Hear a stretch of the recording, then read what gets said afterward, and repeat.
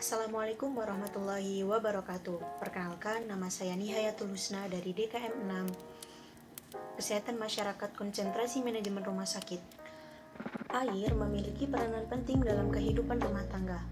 Air yang kita gunakan setiap hari seperti mencuci, mandi, makan dan minum kita lakukan setiap harinya bersama keluarga. Akan tetapi, kita harus bijak dan cermat dalam memilih dan mengolah air untuk melindungi keluarga dari penyakit akibat air tercemar. Di sini, saya akan membahas bagaimana sih cara memilih dan mengolah air di lingkup rumah tangga. Selamat menonton! Manfaat air bersih dan menjaga kualitasnya. Nah, jadi seberapa penting sih air bersih dalam kehidupan sehari-hari?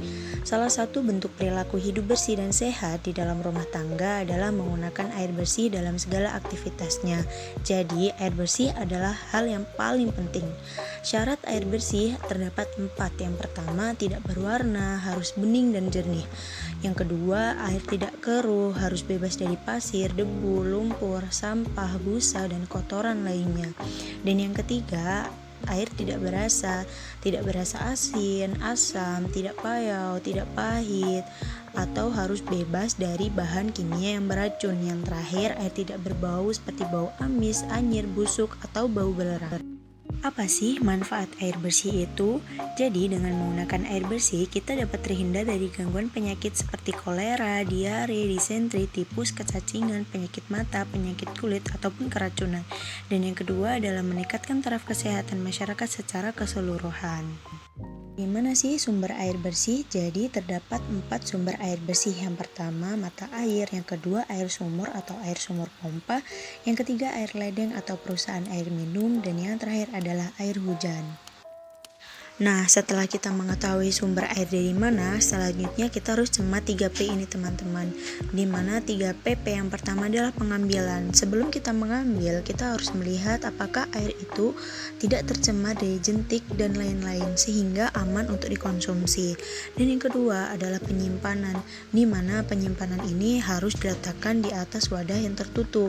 Dan yang ketiga adalah pengolahan, di mana pengolahan ini saat mengambil tidak menyentuh wadah dan ditutup kembali setelah mengambil air tersebut sehingga air tidak terkontaminasi oleh apapun barang yang setelah kita pegang gitu teman-teman.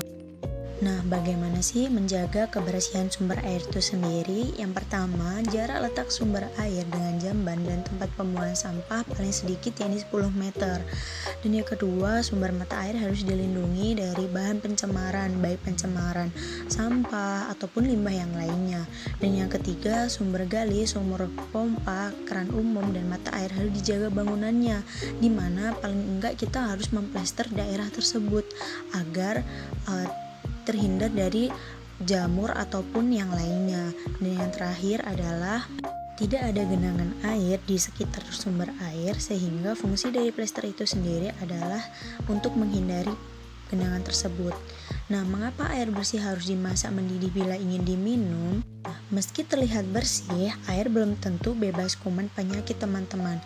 Kuman penyakit dalam air dapat mati pada suhu 100 derajat Celcius saat mendidih.